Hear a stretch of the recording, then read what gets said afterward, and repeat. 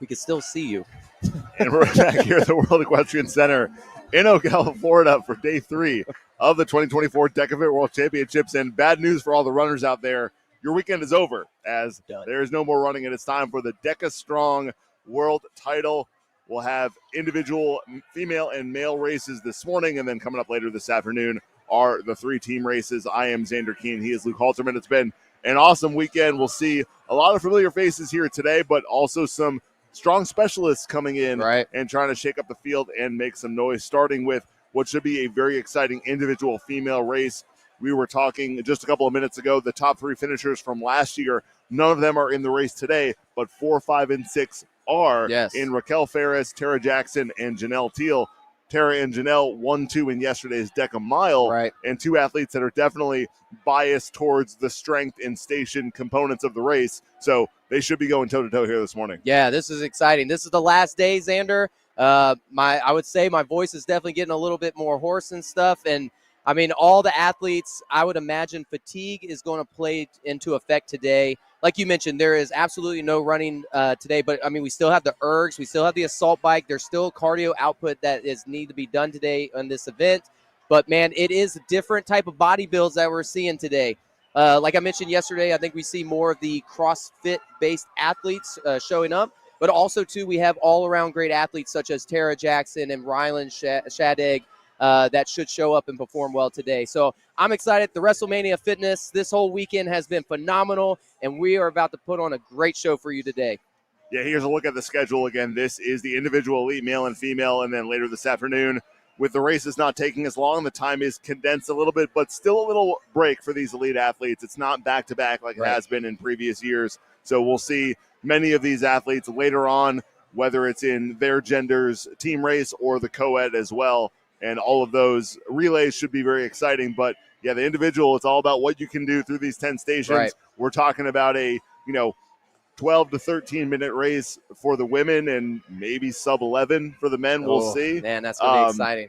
As the time gets shorter, the margin of error gets even thinner. Yes. And, on the men's side, we'll get to that later on. But, you've got the man on top, Kevin Gregory, someone who, everyone knows what he did last year. And, we've been talking throughout the course of the weekend about sort of with what he can do on the bike. Well, other athletes have trained for that. And not an underdog anymore. Yeah, they'll try to counteract that here later on. So, I guess for this female race, what are you looking for? Obviously, we talked about sort of the 3 athletes that were 4, 5, 6, although Janelle is not one of the top 3 seeds here coming in. You've got Heather White, who we've seen in team races. You've got Katie Duke, who has been a fixture on the podium all weekend in every single discipline. Here's a look at the top 10 coming in. Heather White, I mean, that's a big name coming into this. And Kayla as well, Chelsea Grant, both performing well, of course, in the co-ed mile relay. They both got podium yesterday.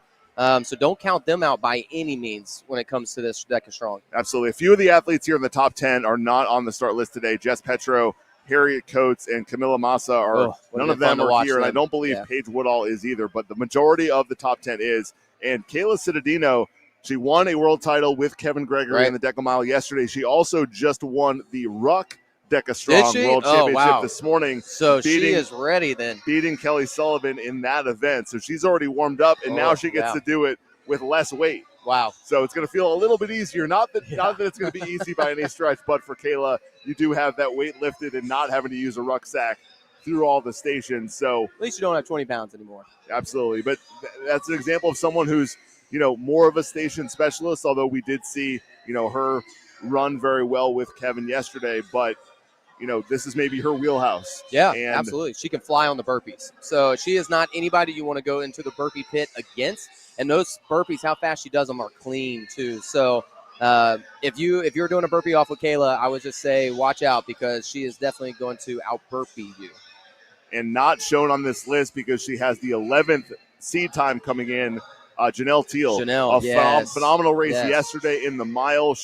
It was good to kind of get to know her a little bit better in the post-race interview, and she talked about how, she's definitely more of a sprinter as opposed to a distance runner, so the DEKA Mile suited her better than the DEKA Fit, but she is also one of the stronger athletes, and despite, having a seed time of 13:20 compared to some of these other athletes who have gone sub 13 or closer to that 13-minute mark. Right. Expect her to be in the mix of it and making some noise. Yeah, and her PR is sub 13. 12:50 right here listed in front of us.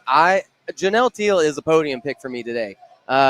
She surprised us on the mile, and she even admitted it that, of course, she just hasn't been doing the mile. But sure enough, she did great, and she looked phenomenal on the stations.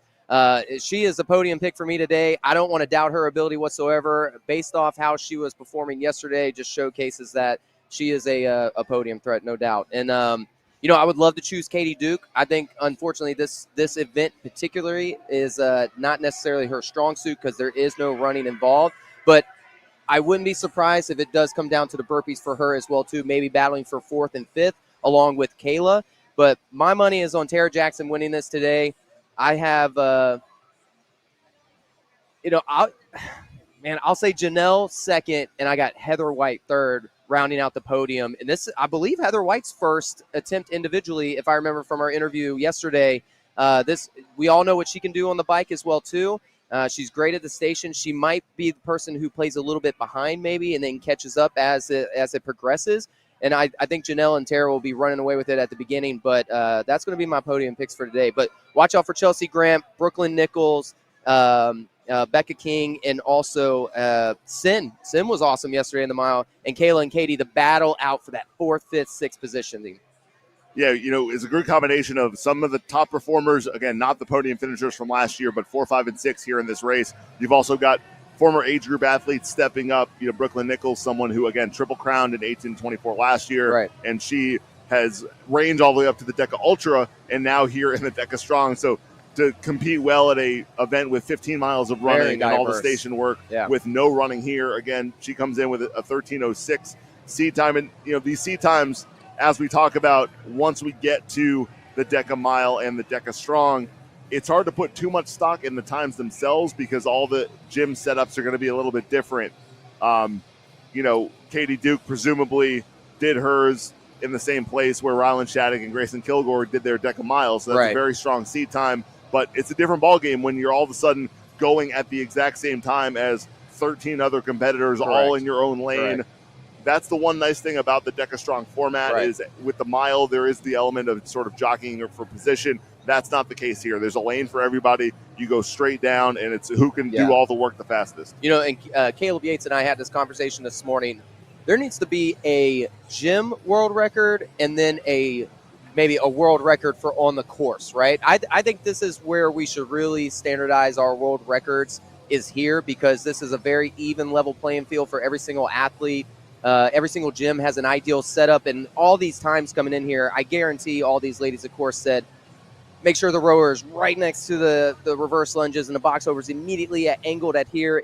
We all do that positioning to jock for world championships positions, and that's completely fine. It's within the rule book, but at the same time, we need to have what's called a gym record and then a world record.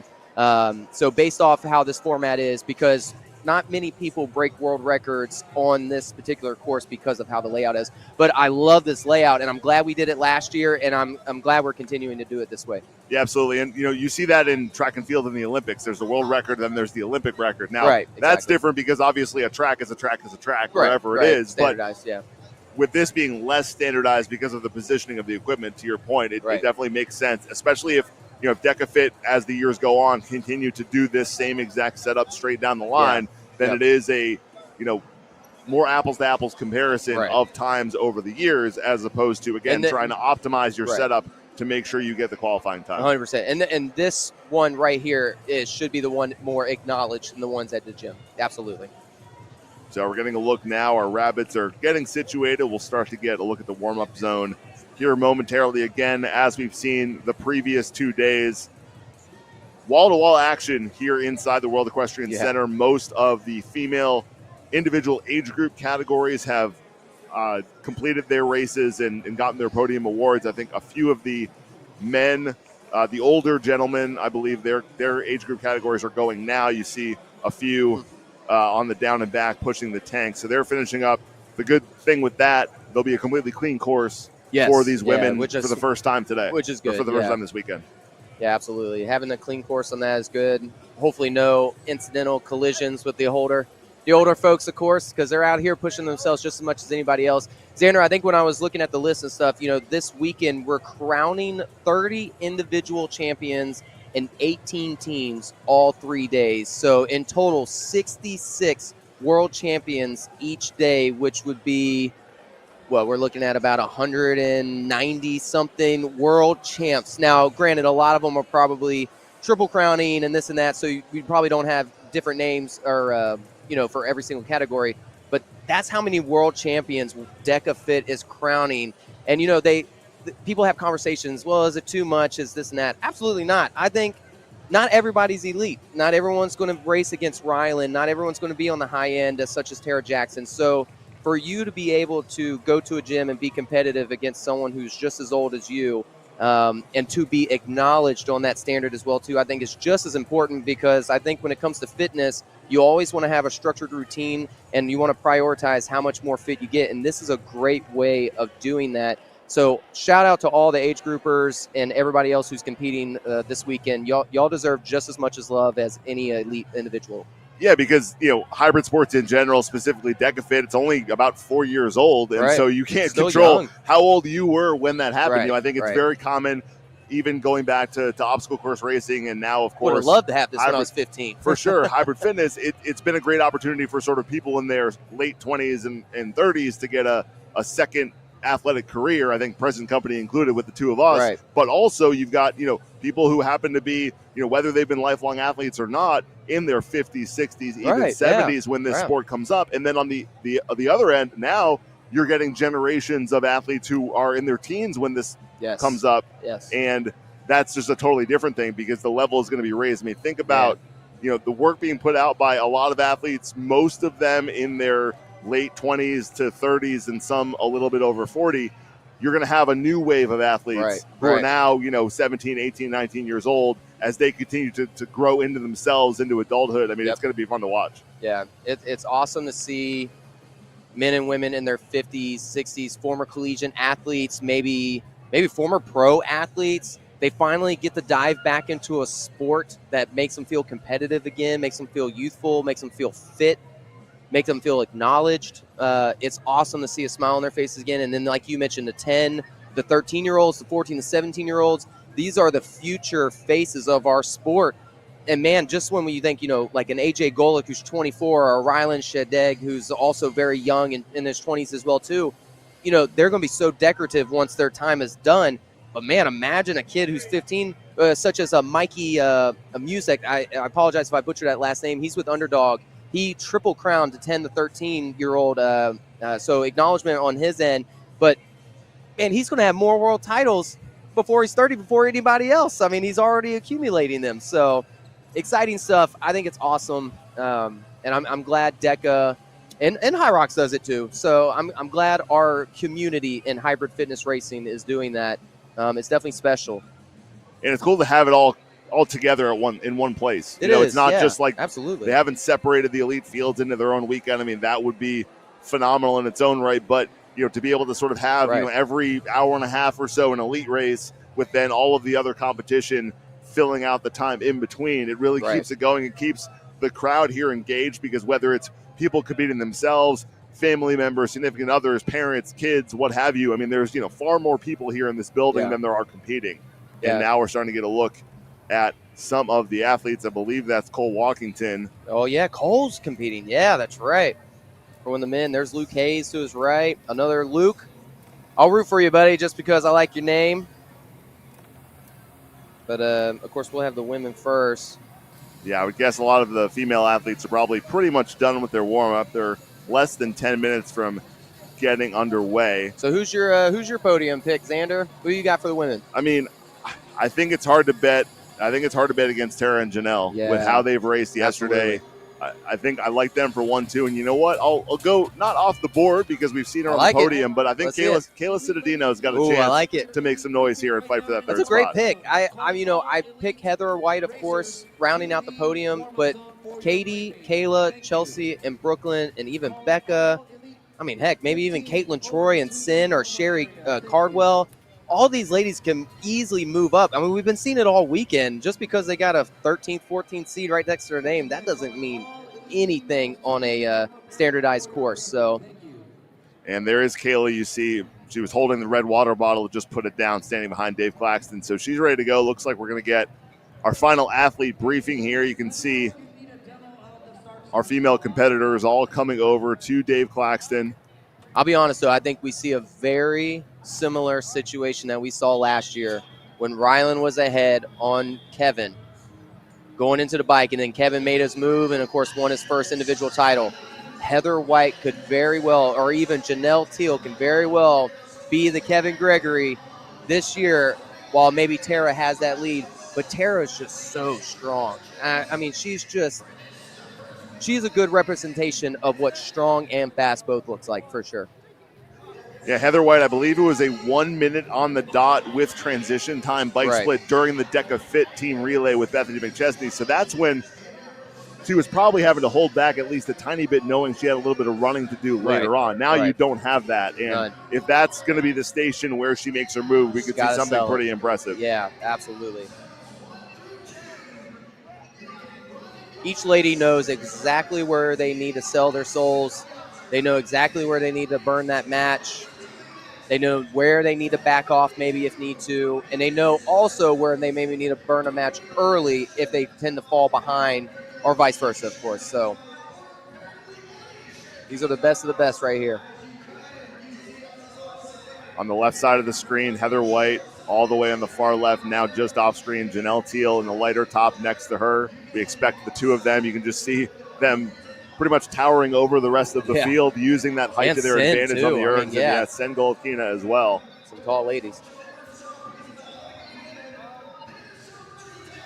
But that doesn't mean everything, because Tara Jackson's certainly not one of the taller ones, but just an incredible all-around competitor here at DEKA Fit. We haven't really mentioned her name. I think we only dropped her name once, but Raquel, she got fourth last year going into this. And obviously there's a lot of controversy last year for the DEKA Strong females when Alondra had her tank set it at 6, of course, but obviously fully unaware of that. And I'm glad they made a co-championships out of her and Camila. But Raquel is definitely someone to look out for on as well, too. She's not really anyone that I think I usually see on social media too much posting with DEKA-related stuff, such as maybe like a Tara or a Heather White or definitely Katie and Kayla by any means. But that's someone to look out for, and I believe she's the one in the white tank.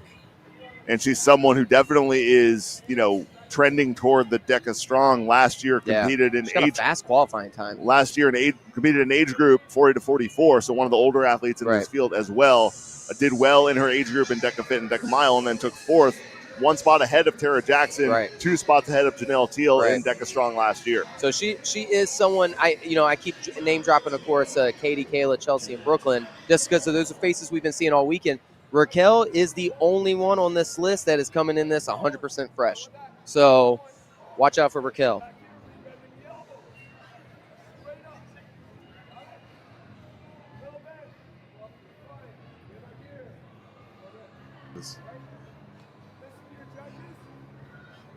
There's Dave Claxton.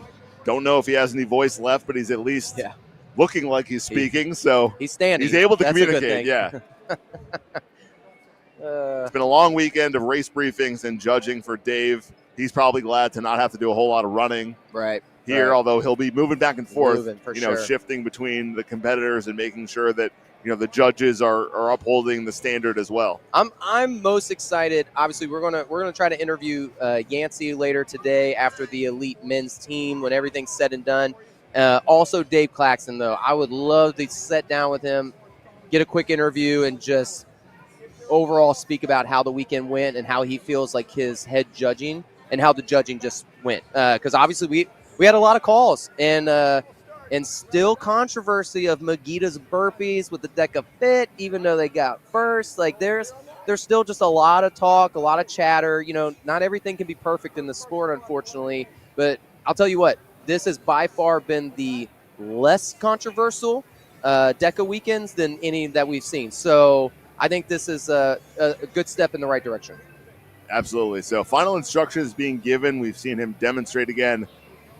In most cases, the most critical point of emphasis is the reverse lunges and then the burpees. I don't think we've really seen much in terms of athletes getting called out on the lunges. Right. Though again, it's happening so fast that if there Right. are no reps, it's not as obvious.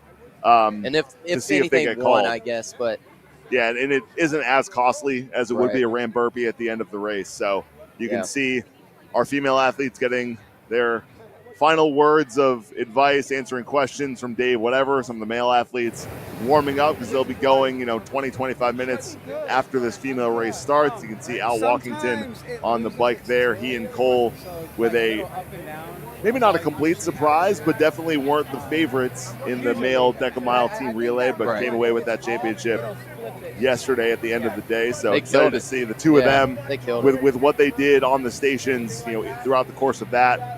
Al specifically with a strong bike to hold off Grayson Kilgore, Great hold off, bike time. or not, Grayson wasn't in that race, but hold off Kevin Gregory specifically. And something to talk about before the men's field on that as well too. I got something for that. But that's in other words, I hope Bubbles is ready to bring his A game today. That's all I gotta say.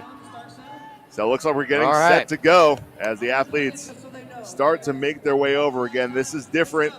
There's not the start line where they all go off with a mad dash because they've got their lanes. They're getting set up now. And again, just down to the finish. Here's the start. Finishes on all the other end. Their athletes are going to be coming toward us. Yep. We're not really going to be able to see what's happening. We're set maybe 20 meters back from the near side of the stations, and the crowd is going to be following the athletes. So we'll be relying on the great camera work from our rabbits here, and of course Jason Dupree behind the scenes doing all the camera switching for us. So excited to see it unfold.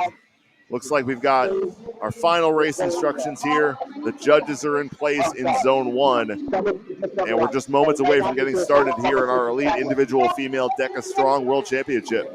I'm excited. Folks, I'm telling you, if you blink, you're going to miss it. This is going to be a very fast course. All right, here we go. Let's start with the announcements. We got Shari Hardwell. I'll just pronounce it both ways just in case. And she might be the 14th seed in this field at a 13:36 time. Very respectable, absolutely. Yeah, absolutely. And if you think about it, too, we see all the seating time. Other than Tara Jackson's world record of 12 flat, everything is within 50 seconds of each other. So this is anyone's ball game. Yeah, 50 seconds. Actually, the more I look at it, wow, this is going to be a race. And just like yesterday, Xander, we saw a lot of things come down to the burpees. Guarantee it comes down to the burpees every single race we do today. Oh, absolutely. I mean, you'll have the majority of the field, maybe not everybody, but almost everybody on the burpees at the same time. Absolutely. We've seen, especially in the DEKA Mile podium decided burpees, but here you're going to have 5, 6, 7 people maybe in contention for a podium, and it's going to come down to who has what left in the tank. All right, so here's our only international presence today. Well, other than obviously Chelsea Grant from Toronto, but outside of North America, we have Katrin Holm from Great Britain. So cool to see someone, of course, over in Europe still representing to make this a good international field. And Marisa Ocala as well, a very strong time, 9th seed, 13-13, same exact seed time as Becca King, the other Canadian in this field. And yeah, just less than 10 seconds, or about 10 seconds exactly, separate Becca and Marisa from Kayla Cittadino, who we put as a potential podium threat. So that goes to show you the margins in this field and how narrow they are. And this is the event where, like you talked about, Luke, we do see some new faces now at the top. There are athletes that we've seen in the elite competition in most, if not all, 3 formats. But kind of the middle of this field, we just saw a few of those athletes in Marisa, Katrin, Becca. They're definitely DEKA Strong specialists. You know that they're workhorses on the stations, and excited to see how that plays out against, some of the more all-around athletes like Katie Duke you see here. Absolutely. Yeah, it's exciting to see, let's say Katie Duke is not a podium favorite today, but man, her all-around abilities to be this amazing to qualify for all 3 events just speaks volumes to her fitness. She's not someone who qualified. She's coming in as the 4th seed who qualified. So for someone who's maybe considered maybe not as strong as the other ladies, is still a very respectful time. So Katie Duke is a very well-rounded athlete, just like we mentioned about Brooklyn as well too. Very diverse. So I'm excited. Obviously, we see Raquel there standing right next to Tara. A big threat today to Tara potentially. But, man, I want to see this 12-minute gym world record PR come to life and fruition. I think Tara's ready to bring it today. So she's there in the first lane.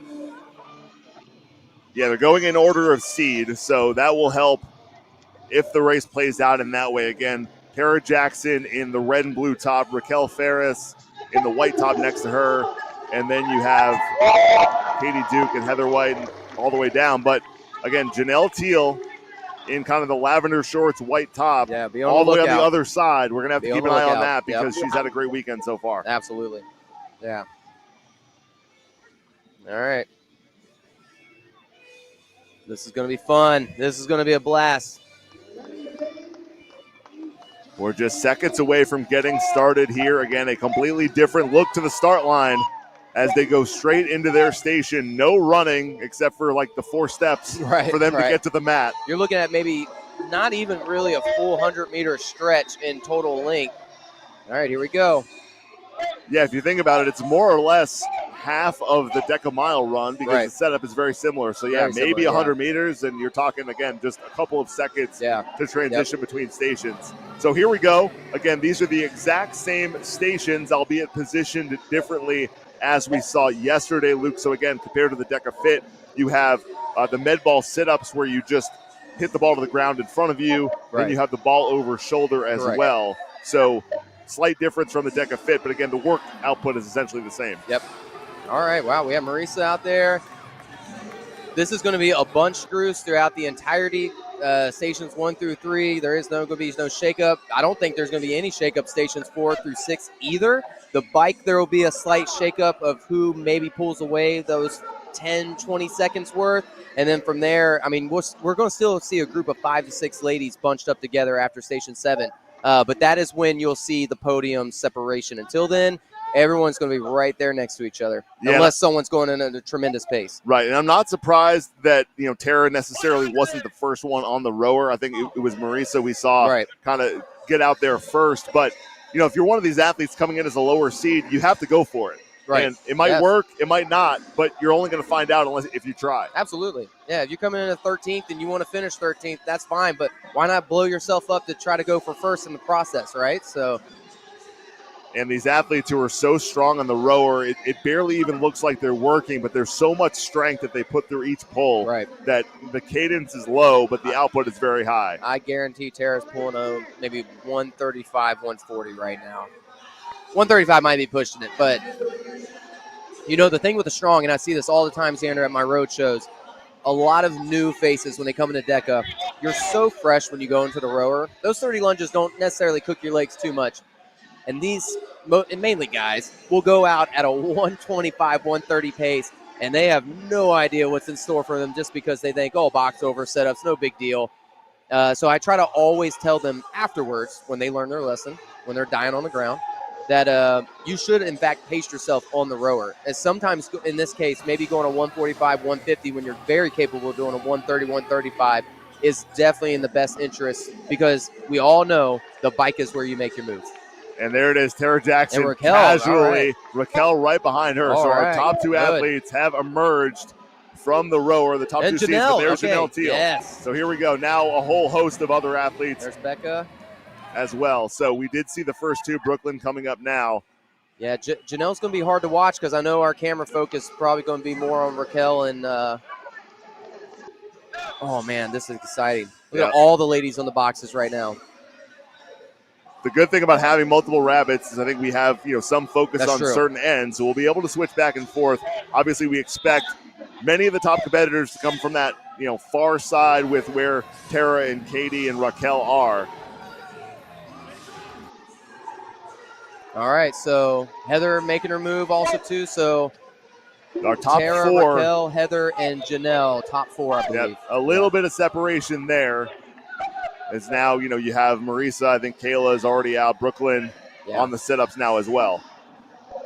Now, Katie Duke is phenomenal at the setups. I think she makes her move slightly right here to move in, maybe to the podium contention. Might fall back a little bit on the ski erg, but she is fast. Yeah, she was noticeably moving faster than every other athlete here. Absolutely, yeah. Her and Raquel, wow, first place. Raquel first to the skier. And I think Janelle in second, yeah. Yep. Oh, man, okay. All right, so, yep, Katie Duke just making a move. No surprise there. And Tara and Heather getting cranked up as well. So, again, we saw on the rower, Tara, who was not the first athlete to the rower, came out first. Very strong on the ergs. And, you would expect her to be able to pace it to the point where, not blowing yourself up. Like you were saying, Luke, if you go a bit too hard on the rower, I think the skier can be a wake-up call. Yeah, absolutely. Because you're outputting, with your core already compromised from the sit-ups. For sure. But all these athletes seem pretty strong. And I think Raquel is showing that right now of the fact that she is not the athlete who has not been competing all weekend. She is fresh, and, man, she is looking strong right now. And Janelle still putting on a show. I'm sure she would have loved to have been right next to Tara and Raquel, though, in this. And I wonder how many times Janelle attempted this event. We heard her talk about she did a last-chance qualifier for the mile to get that time and just barely got in on the last day. Don't know if the strong was the same for her, but that may be one reason, or she just didn't have as optimized of a gym setup. So she's on the other side, and maybe that plays to her advantage. Lets her kind of lock in, do her thing, and not necessarily be concerned about where Tara and Raquel and Katie she did that with the sled. Remember, she chose the far sled on purpose. She said every now and then I'll look over, but I just wanted to kind of do my own thing. So maybe this is more just her jam anyways, right? And the suspense here of not knowing exactly what any of these athletes are skiing, we're kind of surprised to see who comes off first. Absolutely. Yeah, I wouldn't be surprised, obviously, to see the stronger ladies. I think Raquel's going to come off this first just because she had a slight lead, and I think she's strong on the ergs as well, too. But Tara, I think, will make a move to get right back in the podium contention. I think Heather White's going to be right there. Yeah, there's Raquel in first. So there's Raquel Ferris first off the skier with a pretty significant lead. Pretty commanding lead. Wow. Here comes, Tara and Janelle. So about a full length ahead is Raquel. Yep. And Tara doing what she can. And there's Brooklyn Nichols. All right. And Heather. Wow, Brooklyn made a move on the skier. Great. Yeah, these ladies right here are going to be battling on the burpees for sure. Kayla, Katie, and Chelsea Grant. Now the majority of our competitors are on to the farmer carry. All right. Can Raquel throw down a tremendous bike time to keep this lead going? She is looking good right now, Xander. Yeah, Raquel's looking very strong through the two ergs, moving well. There you see her with the white top and light blue shorts on the farmer carry. I think this is her last one. Or she got one more. Nope, she's done. She is done. There we go. She's going to set her bike up. Yep. This is another thing, too. So Raquel Ferris on the bike, but here comes Tara right Jackson. There. Okay. So Tara moving with purpose, and they're going to start the bike with Janelle right about the same time. Here we go. Oh, this is great. Oh, this is awesome. All right, three ladies starting the bike at the exact same time. We didn't clock them, but Heather White not too far behind. We all know what Heather can do. Yeah, and even if it was a 20-second lead, that might not be enough to hold off Heather White, at least through the bike. And now Katie Duke trying to pull herself back into it here. Do any of these ladies go 40, 45 seconds, maybe 50? I think it has to be sub 60 if you really want to make a move. Tara looks like she's hammering it. Oh, man. It's amazing how much more upper body movement all the athletes except for Heather White have. Right. Heather is just cranking, and she's probably putting out more power than all of the rest of them. Oh, man, this is exciting. This is awesome. I love the short races. I mean, you just have so much more, no one can just run away with it. Okay, so Janelle's coming down, I think, to the last 10, maybe 5. I don't see any other hands going up from the other judges for Raquel and Tara. So who is going to be the first one off the bike? Again, Janelle Teal, we can't see her on the main screen right now, but she is on the inset screen there. I think, Raquel off first off. And, okay, about a 2-rep lead. Oh, make that 3. Wow, Raquel with a powerful, there goes Janelle in second. About a 4 or 5 rep lead now for Raquel, who's still looking very solid. And now how many matches does Tara Yeah. Jackson have left? She's Tara's got gotta about move, yeah. a 5 to 6 rep And here comes deficit. Heather. Knowing the sled is coming up as well, too. Wow, Raquel is looking great. Great paces. So is Janelle. Brooklyn Nichols in 5th, I believe. Oh, here we go. Here we go. What do they got in their hamstrings for the pulls on these sleds? I think the pushes aren't going to make too much of a difference, but the pulls definitely. So I think we've got our top 5 now. Yeah, because I there's think only so. 5 athletes off the bike. So can anyone catch Raquel? Can Brooklyn claw back and try and get in contention with Heather White, who's currently in 4th? And can Heather make up the gap on the sled push and pull Here where we comes expect Tara. her to be strong? So, all right.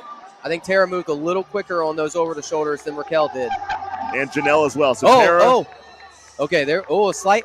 That could cost her. Let's see if she can rebound from that, though. Again, the back wheels have to cross the red line in both directions. I think that was the correction made. Raquel didn't quite go fast enough. Yeah, just slightly. And so Tara started the sled push and pull a little bit before Janelle, but they are very close to each other. Tara is still maintaining on second place, and just barely. Brooklyn's not too far behind in 3rd, and she can fly on the burpees too, Xander. That's not anyone you want to get into the burpee mix-up with. Yeah, I believe Brooklyn and Heather are on the same rep. Yeah. And it looks like Brooklyn is moving faster or just as fast as Heather White. You know what? Okay, so this is the moment right here where the burpees can get very sloppy very quick because it is such a rush of adrenaline trying to finish against the person next to you because it is coming down to literally 1 or 2 repetitions. So I really hope Dave has spoken with the volunteers. They're going to be very strict with it. I hope we don't have any controversy after this. I hope it's a clean win and a clean podium sweep for these ladies. So Tara Jackson is definitely moving faster than Raquel Ferris through these sled push and pulls, and I believe She's they have up. 2 more. Yep. They have 2 more down and backs. There's a good chance that Tara Jackson can catch up here. I wonder where Janelle is at the moment. Yeah, Tara has made her move, catching back up on the sled. And Janelle looks like a little bit behind. I can see her finishing. So Janelle is maybe a 1/3 of a length behind. Raquel holding off Tara, but this is going to be pretty much tied. Ooh. The last push and pull now for our top 2 competitors. Oh, we have a burpee off. Can Raquel move on the burpees? And look at how Katie Duke is moving. She is pushing harder. Obviously, she's further back in the field right now, but she is moving well. Could be making up a couple of positions on this sled. Oh, here we go. Here we go. Our top 2 athletes, Tara Jackson, Raquel Ferris, finishing at the exact same time, straight into the burpees. Here we go. Oh, come on, Raquel. You got to run. You got to run. Tara Jackson grabs the ram first.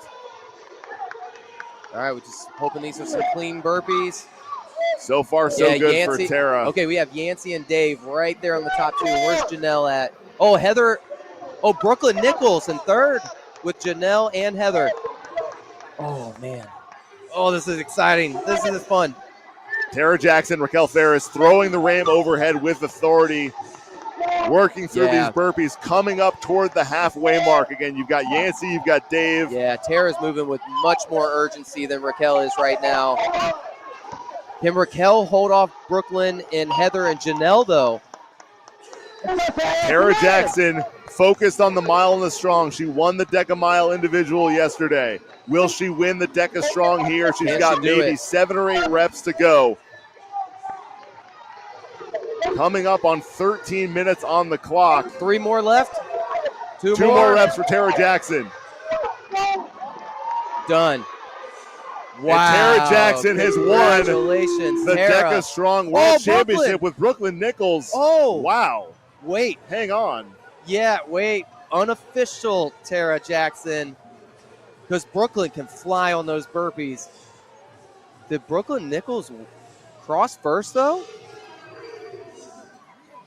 Oh man. And Janelle Teal with, I think, a solidified 3rd. Congrats to Janelle Teal. And then I think Raquel just crossed as well. Heather's across as well. So this may come down to chip time. If Raquel crossed before Janelle, I just didn't see it. Unofficial Tara, because I think the camera was shown on her. Yeah, we were so focused on Tara and Raquel that Brooklyn was kind of off screen. Oh. A very strong second half of the race for Brooklyn Nichols. Oh, I can't. Oh, man. Do we have any replays on that at all, Jason? Man, we got to go back and see that. The rest Wow. of these competitors getting finished up. What a finish, Xander. That can the men top that? I don't know. That It's was going to be exciting. tough. That was an exciting race where you had first place kind of emerge at near the halfway point of the race. Tara slowly crawled back, but then Brooklyn Nichols, who we mentioned several times throughout the race as being in fourth, fifth, and could she catch up? Man. And then all of a sudden, again, it's hard to tell for sure because we couldn't see them at the same time. It's like we saw Tara cross, and then when the camera turned, Brooklyn was also there. Crossed. Yeah. Walking too, so I don't know.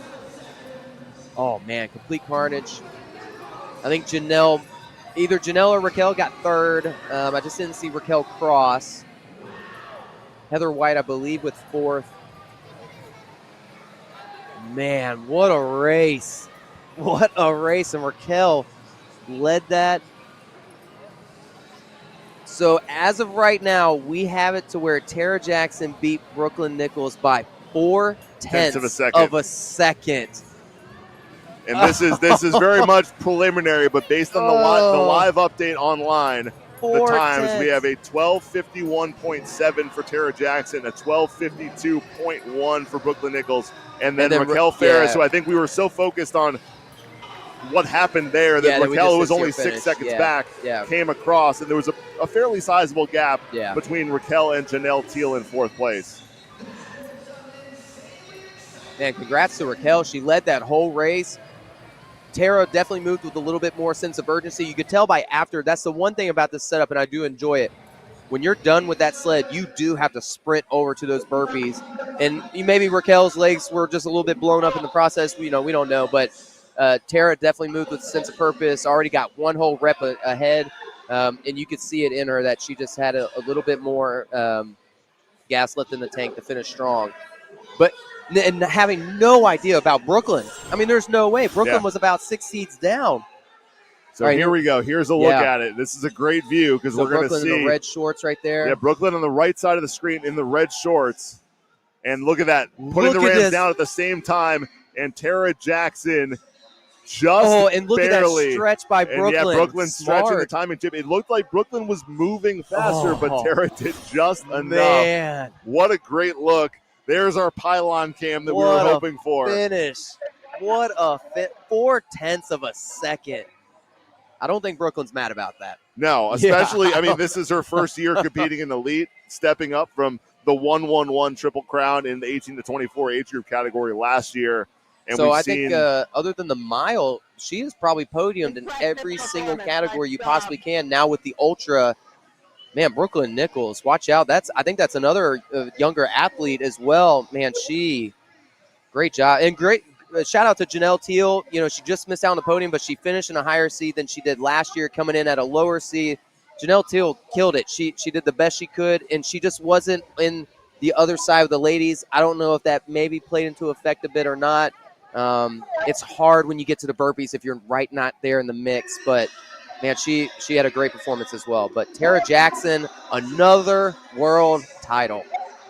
And you wonder if Tara had any idea either of them, if they had any idea, because Brooklyn was pretty much in the middle of the field in terms of just physically positioning. And so, even if they might have been sneaking a look to the left or to the right during the burpees, you can see Brooklyn her stride looks much longer than Tara's. Brooklyn's looking at Tara. I don't think Tara has any idea. Yeah. Oh, I don't know, man. 4/10. I mean, Tara's body clearly passed, but I believe it's the timing chip, right? Yeah, it's based on the timing chip, and the timing chip would be what's being read. And Tara did not at all stretch her arm out like Brooklyn did in it. Oh, man. There it is Look again. at this. So Tara, it might be on her left. Yeah, okay. Noel Medea just right there on the line. Sweat check himself right in the middle of that perfect. And again, with Brooklyn gaining on Tara, is it the beginning of the timing mat or the end of the timing mat? And that's the kind of thing that could make a difference. True. Ultimately, it's where it gets read. And so, I mean, if you're going they don't necessarily do full body in track either, right? I mean, it's chest. Wow. Man, nonetheless, I don't think either of these ladies would be too upset. I think Tara did win it, though. I think she did, in fact, probably win by those tenths of a second. And the great thing about the strong format is that it is clean, right? You're going just straight forward. Right. There's no like one has to take this angle versus Correct. that angle and coming together. It's which box you have to go to. It is, your lane. This is your setup. Absolutely. Yeah.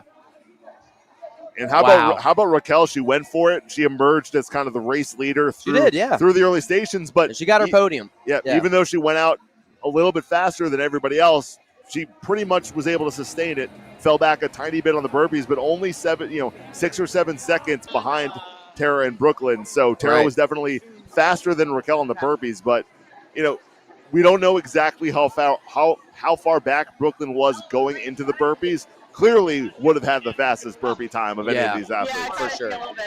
Yeah, that had to have been where she lit a match right there. Man, but she put herself in the mix with her bike time too. I mean, so solid bike and erg performance from Brooklyn to at least put herself in contention there at the burpees. But there's your podium right there. A bit of a shakeup. I was wrong. Yeah, absolutely. But I like it. I like being wrong. I mean, it's awesome. I was right about the mile. I think in a couple of them, but man, it's anyone's game. It just really is. And that now we can say the same about the men, which should be coming up here shortly.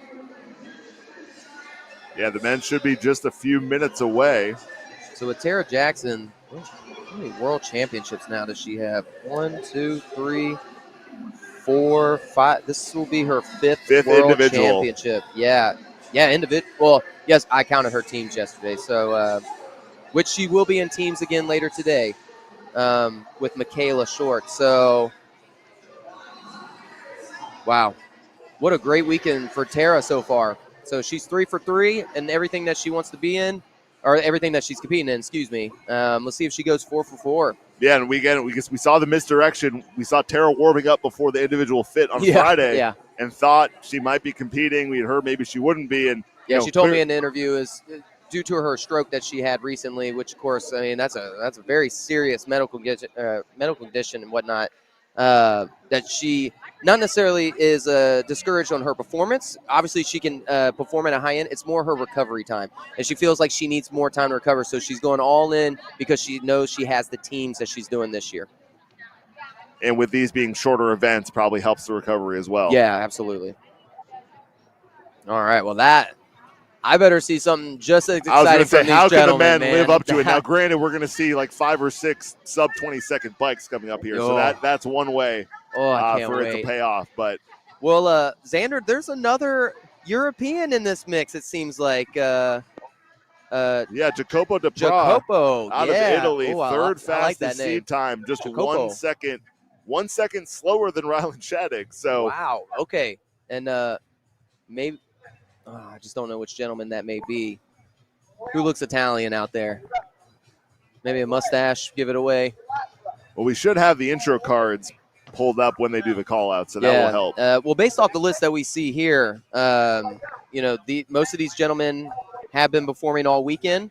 There are some fresh faces, or at least in the elite category. They could have been competing in the age group for all weekend, for all we know. But, man, it's hard to go against the champ himself, Kevin Gregory, who is coming into this probably a little more nervous this time around than last year. I think last year there wasn't much of a chip on his shoulder for the most part, other than obviously proving his worth and who he is as a person. And we all respect that, obviously, in this community, and we all know what he's capable of. But now that he is the champ, he has a target on his back. He is the guy to beat. Ryland Shadig, obviously is one of the greatest of all time, but Kevin is just as arguably on the top as Ryland is, as far as being decorative in this DEKA FIT arena. So Kevin's coming into this as the favorite, and his seat time is much faster, almost 30 seconds faster than Ryland and Jacopo and Colin Stiefer, almost a whole minute faster than Colin Stiefer. So it's just, there is no underdog here. Everyone's going to be watching. And, one thing that we had a conversation about yesterday at dinner, people are catching up to Kevin on the bike now. It is more of his technique that he's been coaching and teaching everybody. Kevin's not the sole guy who can crush the bike just as fast. So I still think he is the fastest, but people are catching up. So he needs to make his move on other stations more than just the air bike. Absolutely. And looks like Grayson Yeah, I Kilgore don't see not on the Grayson. start list, but he's there. Yeah. He's there standing next to It- Ryland. I wonder if So he's filling he in. might be or either filling in for or a Jacopo, 15th maybe? spot. Could All right, be. that might be Jacopo based off his jersey. There's the Italian flag colors right there. Or the Mexican flag colors. Or the Zimbabwe. I don't know. They all have the same colors. So, well, Xander, based off some of these studs that you see, and knowing Grayson and Colin, of course, and Cole Walkington, the Walkington brothers, who do you got for? Let's go top 5. You know what? Let's stretch it out a bit. Top 5. All right. Yeah. Well, I guess should we start 5th and all the way up? I'm gonna say Al and Cole Walkington with what they've done. I don't know in what order. Maybe Cole 4th, Cole 5th, and Al 4th. Okay, I like it. I like Grayson, who we don't have on the start list here, Yeah, I but wonder I what his think time is. clearly he's warmed up and recovered. I would hope from the work that he's done over the last 2 days for 3rd, and then you know what? I think Ryland takes it. You think? We know that Kevin has done what he's done, but hasn't quite been as dominant, in the team formats, or we haven't seen him obviously individually yet at all this weekend. But I just think Ryland being fresher, probably the freshest of maybe who we would consider to be the top contenders in this race. Ryland's only raced once so far this weekend, and he won the DEKA Mile pretty convincingly. Yeah, he's built different in terms of, even though he's been focused on other things and had his own sort of training challenges and, just issues with his breathing and stuff over the past several months, clearly he's confident enough to show up here and be ready to throw down. So I like Ryland to take it here. Yeah, absolutely. There's 2 scenarios. Ryland and maybe even Grayson or Colin as well too. These gentlemen have to have at least about an 8-10 second lead going into the bike before Bubbles catches up, because those 2 gentlemen are very capable of a 20 to 25 second air bike, which if they have about a 10-15 second lead going in is just far enough to stay away from Kevin. But if they don't have that, Kevin is going to take this. Yeah, absolutely. I know I've been saying other names this whole weekend. Kevin Gregory is going to win this. Kevin Gregory is going to be the back-to-back champ. He is going to go sub-11 in the process. He is the top dog. I can't bet against this man. I just can't. Kevin, I think, has been anticipating this race. This is the one race I've been looking forward to all weekend. I think Grayson Kilgore takes 2nd, and I take Ryland for 3rd.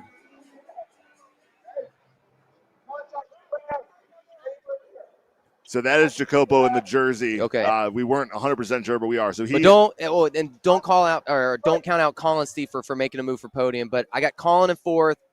Jacopo, I mean, his qualifying time is fast. We just don't see him in the mix with much, being over in Italy and everything. So unfortunately, I'm not going to count him in the top 5 only because I need to see him in person and whatnot. But I'm going to take Al Walkington for 5th.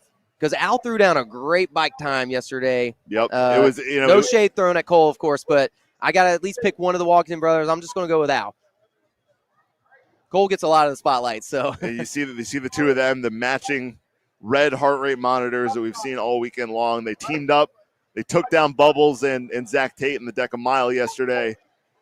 And it was Al on the bike in that one, but Cole certainly is no slouch on the stations himself. Here's a look at the top 10 again. Tara Jackson. Don't let that second fool you. It's 51.7 and 52.1. And that's why you see the plus 0 difference, because 0.4 rounds down to 0. But how about Raquel? Just 5 seconds back, 12:57. She led the majority of the race, secured her first individual elite DEKA Fit podium. We've seen her on the age group as well. Janelle Teal, great weekend. Yeah. I'm sure she woke up this morning thinking she might have had a chance at a podium based on how yesterday went. But she should be proud of this performance. Absolutely. Yeah. And Heather White was great to see individually. Kayla Cittadino, the only athlete to have already raced today. Right. Didn't have the double podium after winning the ruck. Hopefully faster than a ruck time, well. right? Yeah, for sure. I think it was about 15 something. There's Brandon Bonine. I was just about to do a shout out, Houston, Texas. Shout out to all my Texas people in the DFW area, in the Tyler area, the Houston area, San Antonio, Austin. We have a big DEKA FIT presence in the Texas state, and I love being a part of all of them. And I have so many friends, hundreds, even maybe even thousands of friends spread out throughout the state. So Brandon, represent well, bud. You're coming in as the last seed, but that doesn't mean anything, Xander. So Brandon, give it everything you got, bud. Come on, put on a show for us. Yeah, we just saw Janelle, who was, the 11th seed, take 4th. So you never know what can happen. Again, These are times that are set in optimized gym settings, not to take anything away from any of these athletes, but it's different. It's different when you're in the same row or in the same sort of arena with your own row. And so here are some of the other athletes in sort of the bottom half. Yeah. Dakota Kresmer there, Benjamin Harris as well. Again, names we haven't really spoke about yet, which just speaks to, how strong these top competitors are. But really anyone here, again, these are names, a lot of whom, especially in the bottom part of this field, we haven't necessarily seen individually yet. So they're definitely athletes that are biased towards the strength and output and the DEKA Strong. Al Walkington, an example of someone who has never run a DEKA Fit. But we've seen what he can do in the mile and in the relay format. Well, here's our tallest competitor by far, Christopher Vonoff? I hope I'm pronouncing that right. And Cole Walkington, maybe the youngest athlete in the field. I believe he's only 23, but don't let that age fool you. There's Jacopo DePra, kind of the wild card. I mean, I don't want to say wild card about the 3rd seed, but someone that we're not as familiar with, given that he's coming over from Italy, or at least representing that country. Yeah, in fact, 1 second behind Rylan. I hope to see this. Like that's exciting stuff. And you wouldn't, he doesn't have the biggest frame out there, and so you don't expect. I think, especially with the DEKA Strong, you tend to think the taller looking athletes, especially with the advantage they have on the ergs, that are going to be the strongest. I mean, obviously Kevin Gregory doesn't quite stand out above everybody, but most of the field, and Rylan, on the taller end as well. But Jacopo clearly is powerful, and excited to see. Again, he's kind of in almost the same lane as Brooklyn Nichols was. So we'll see what that means. Absolutely. And we obviously didn't have a card there because he's a late entry, but right there, no shirt, light blue shorts, Grayson Kilgore. Expect him to be in the mix given what he's done so far. This right here, these first 3 gentlemen. And I love that they put the shortest and the tallest athlete next to each other. That just shows you the diversity of what strong athletes can be, because Cole can throw down probably just as fast as Christopher can. It's going to be interesting to see the 2 of them on the rower and skier, because that's going to be a very different approach. Oh, man, I am so ready for this. Grayson Kilgore has not missed a podium this weekend. Grayson says it best. No one fears the bike, but fear the man on the bike. And I have a feeling when Grayson gets on that bike, he is going to absolutely hammer it. Yeah, that's exactly the top 3 pick right there, right down the line for what I got. So let's see if any gentleman on the right side can shake it up a bit. Here we go. So we are underway. Our DEKA Strong individual elite male competition. Clean burpees there. Michael Racine, Brandon Bonine there on the far right. Other gentleman in the middle. There's Jacopo. Mixed net with Cole. Wow, Christopher is a giant. Wow. I wonder how tall that gentleman is. Probably 6'6". He might be 6'6". How tall are you? 6'4"? I'm 6'4", and I'm right about the same height as Kevin, and it looked like he was taller. Yeah. We have an NBA player out there. All right, Kevin off. I love it. Making us move early. Cole Walkington 2nd. Grayson Kilgore right behind him. So top 3, and there's Rylan. Don't let that 4th place fool you, because Rylan's got plenty in the tank here. Okay, I think I like that Kevin's taking it out fast early, because I know he knows the other gentlemen are going to try to take it out fast early to be ahead of him going into the bike. And if that means Kevin goes an 18-second bike opposed to a 12, but just to maintain a lead, I think it's important this year to do it.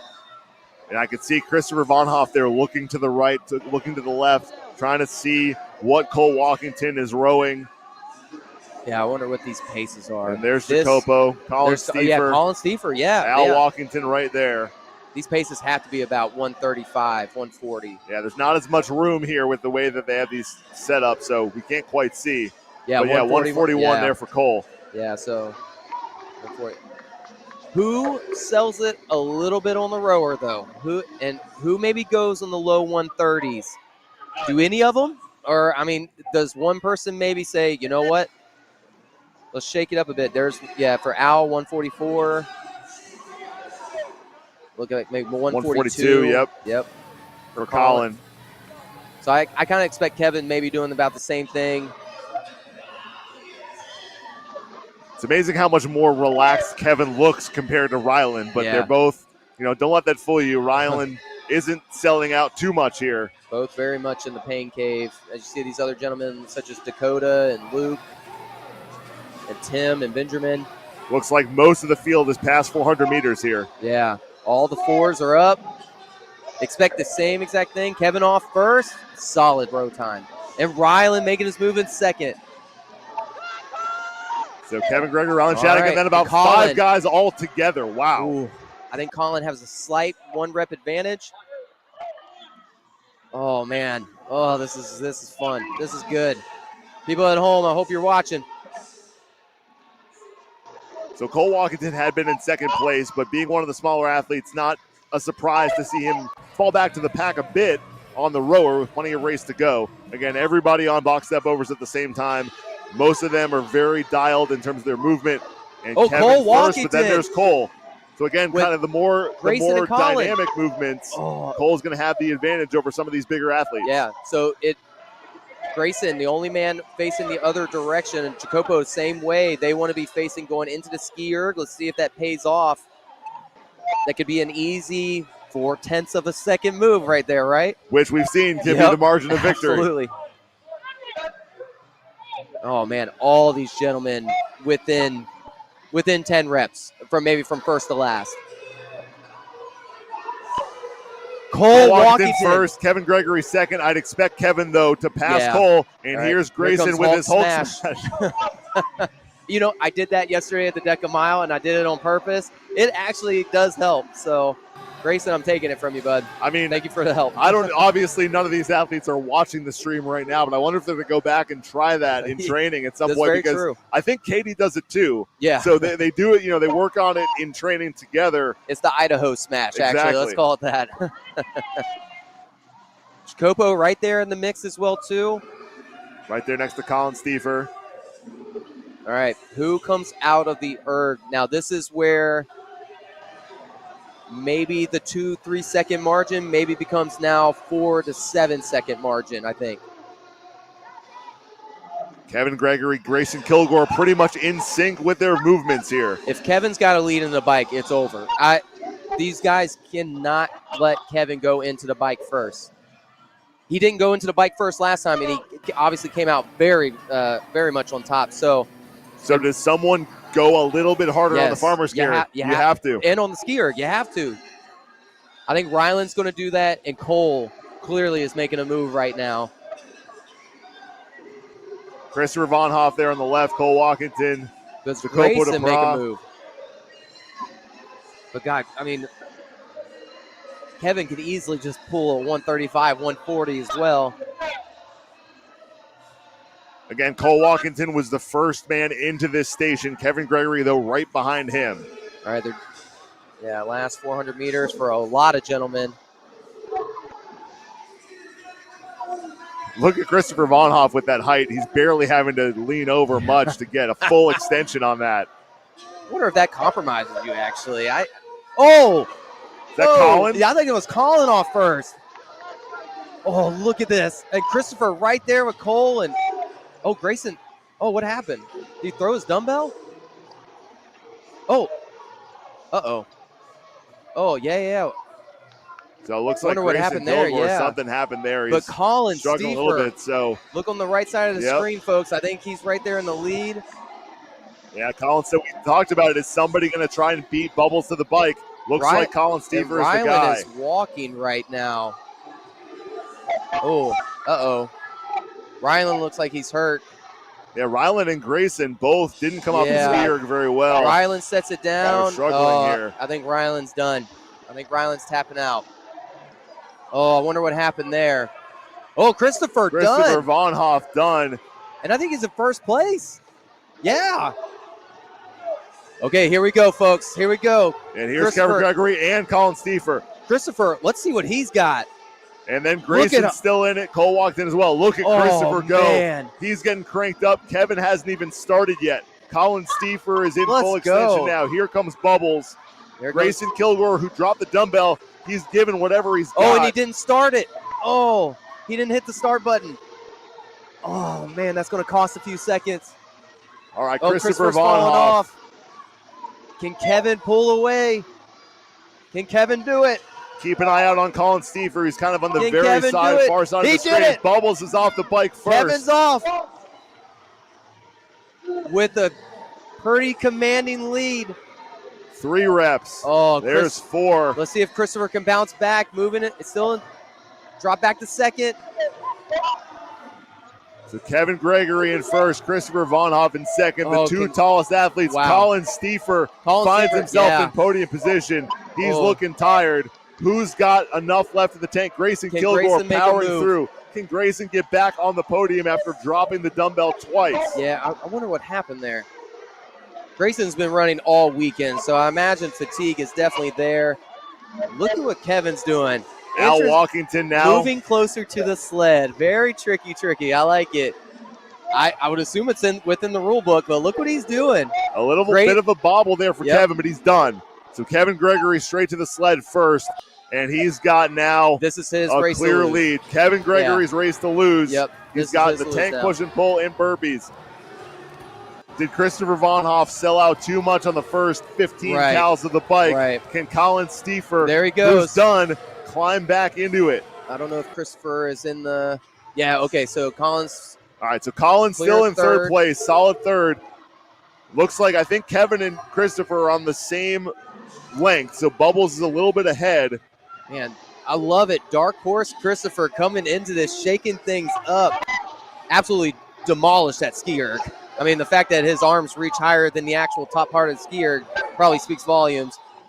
Grayson Kilgore, Al Walkington are both on the sled push and pull as well. Man, can Colin hold off Grayson, Cole, and Al?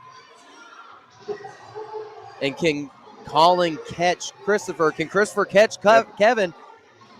Can Kevin hold him off? We still got plenty to go here on this zone. I think this is the 3rd rep for Kevin. But Christopher's catching up. Yeah, I don't know if they're on the same one or not. We'll find out when this finishes up. I think Kevin's got, I believe, 2 left. Yep, I saw Kevin's 3. judge put up 3 fingers now for 3 reps done. Yeah, I can't. It's too far away to see Christopher judge. Well, we know that Kevin Gregory is on rep 4, so we'll keep an eye out when he comes off, because Christopher Von Hoff is moving faster than Kevin. Just the question is he's now just barely not a lap down. Is this his 3rd or is this 4th? All right, well, Kevin's got 1 more for sure. I think this is Christopher's 4th. This is the last rep for Kevin Gregory. Yeah, Kevin did separate. I mean, I know Christopher's moving faster, but I'm not sure if he's moving that much faster to have made up the entirety of the difference. But we'll find out, because Kevin is on his last pull here. Yeah. And he's going for it. Again, pulling the empty wheelbarrow back, as we've seen all weekend long. Oh, let's go, Kevin. So Kevin Gregory, they're off together. Here we go. We've got a burpee off for the DEKA Strong World Championship. Christopher Von Hoff grabs it first. He and Kevin Gregory are going toe-to-toe. Oh, Christopher is ahead by 1 rep. Oh, Kevin is hurting. Oh, Kevin is hurting. And Colin Stiefer has grabbed the rim. Can Colin catch Kevin? Colin Stiefer is moving really well right now. Oh, man. Christopher lighting the matches in a couple places where he's got to go a little more extension. Dave calling him out. Yep. He's got to go higher up, too. Than everybody else. Kevin is struggling a little bit. He is. Colin Stiefer is moving very well. Christopher Von Hoff in the middle of the screen. Colin very well could win this. Colin looks like he's moving faster than the other 2. We're on Brooklyn Nichols' watch for Colin Stiefer here. And here comes Grayson. Kind of jogging it out right now. He's got he's got the elite co-ed to go still. Al Walkington now onto his burpees as well. There's at least 1 athlete on the far side. Not sure who that is. Christopher Von Hoff is in the last few burpees. Can he finish this off, or where is Colin Stiefer? Let's keep an eye out on the finish line. Kevin's got 3 more or 5 more. I can't tell with the hands. At least 1 more rep for Christopher Von Hoff. It's coming down Which to it. Colin And Colin Steefer Steefer has done it. Colin Steefer Colin. knocks out the burpees faster than go. everybody. For the second race in a row, we have an Let's athlete go. coming behind, and I don't think Colin could believe it. Wow. Let's go. My friend, I think we just had a Joe Rogan experience with a knockout. That was, wow. At least the women's race prepared us for that. Oh, my God. Christopher, what? I'm speechless. Kevin, I think, still got third. Wow. I think Grayson Kilgore crossing fourth. Wow. Look at Alan Cole Walkington. There's Al Walkington finishing up. I mean, that's off the podium with a 12:15. That goes to show you how competitive this race is. What a race. Cole Walkington, as he has every time, has looked strong on the burpees. He'll finish about 15 seconds behind Al. Here's Jacopo DePra. Solid performance from him as well. Kevin just didn't have it in on the burpees, and you could see it on his face. I think he sold too much a little bit on the bike. He could be hurting from all this whole weekend. Still a third-place podium. But, man, Colin Steefer, his first world title. Yeah, Colin Steefer competed in all three last year. Yeah, seventh in the fit, fourth in the mile, fifth in the strong. And Colin is one of the only true all-around athletes. Wow. You know, Colin and Nicole Walkington that can throw down in every event, and Colin finishes off. Don't know if he has a team race later on, but at least individually finishes it off with a world championship. I believe that was Luke Hayes coming across there. Brandon Bonine to the left finishing. Wow. Colin, it looked like he was moving just slightly faster, and sure enough he was, because maybe, 3, 4 burpees down. Wasn't too far back, but, man, again, a Brooklyn Nichols situation, but this time Colin came out victorious just on the far back end. We just didn't watch too much. He made a couple moves throughout the race. And Grayson, not sure what exactly happened in the farm carry. I just didn't have my eyes on him. You can see, he's talking to Katie Duke there. Yeah. Grayson, he was sort of pointing at his right shoulder. And something happened with that, but credit to him. He's okay. Credit to him, at least, kind of able to recover and finish things off and get it done.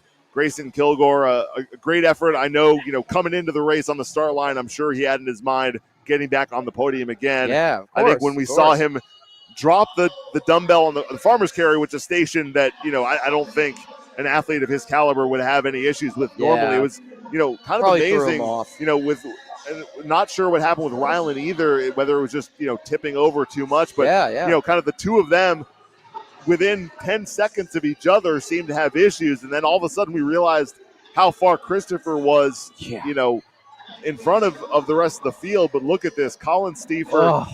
Another we're not sure. So this is going to be tenths of seconds here again. Yeah, let's see if we can pull this up on the live updating results. So the other gentleman that was on the far back end, Tim Ovidal. Congrats to him to get fourth place, coming in as the 10th seed to hold off Al Walkington, who I did pick for top 5, so I'll take it. Yep. But Cole starting off very hot early, probably paid the price for it there towards the end. But he did what he could to try to obviously make himself into contention. So shout out to Tim for shaking up that, coming into finishing much higher. And Michael Racine as well, an athlete we didn't talk about actually as much. Matching his qualifying time too, 12:15 on the dot on a slower course. So absolutely. Man, Colin Steefer, congratulations. And how about this? Christopher Von Hoff, 20 seconds faster. Yeah, on a slower course too. And that was his PR. His PR is 11:58 coming in. Wow. 11:34 to finish in second place. He went for it and almost held on. So watch out for him next year to be one of the favorites. Based on the live splits, not quite as close of a margin. Colin Steefer, 11:33.8. Christopher Von Hoff, 11:34.6. So 0.8 seconds is the margin. There is the podium. And you can see Colin Steefer, who's definitely not a short athlete. No, these are all completely different compared to these two. I've been doing steak references all weekend. These men right here are the big sirloins by far. Tons of protein, less fat on all these gentlemen. I don't know if Colin knew where exactly he was. Yeah, look at that. Colin Steefer. and Christopher looking over there.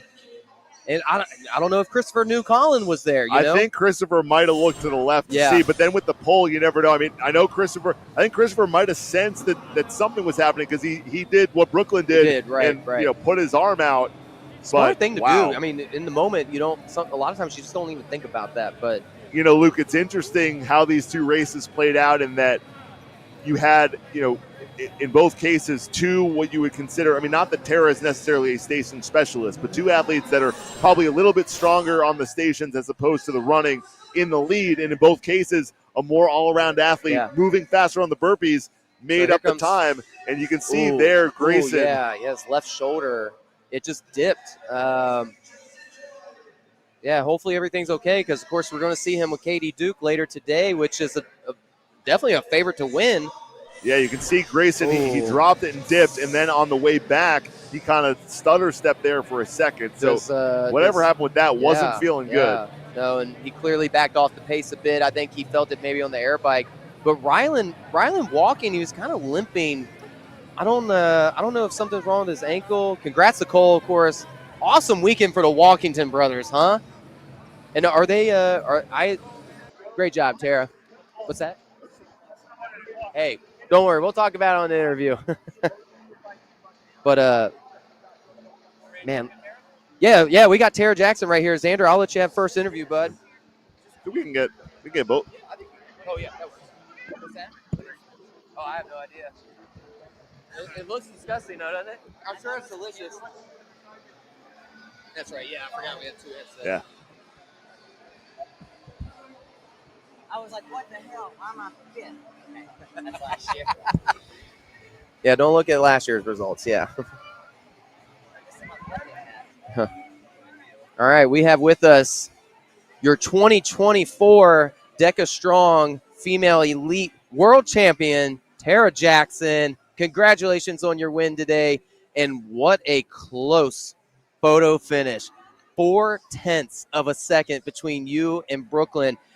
So Brooklyn was a few mats down. At any point, there we go. Okay, I think you should be good now, Tara. I know you had Raquel on your radar, obviously going into it with a little sense of urgency, being neck and neck right there on the sleds. You were running a bit ahead, and I could tell, obviously, the runner and you took over a little bit on that. Was there any radar of knowing where Brooklyn was or any other competitor? Absolutely not. I had, going into the race, I knew that Raquel was going to be, like, big competition. I actually trained her. Okay. Oh, so I was like, fun. So you know exactly what she's capable of. Yeah. I know, and she is a beast on the Yeah, bike. I think monster. she bikes, I don't know, probably like 115. And Wow. I knew that, like, she's really strong in the back half, and I think she just didn't have a good day on the sled today, which played to my favor, obviously. But we were so neck and neck that I thought we were pretty far ahead of everybody else. So I didn't even know anybody was around. I mean, I think you did have a few second lead going into it. Just Brooklyn Nichols so fast on those burpees. Yeah. And she definitely made up some ground on that because Janelle Teal, I think, was really the one we were looking at for third that could have shooken up maybe second or first as well, too.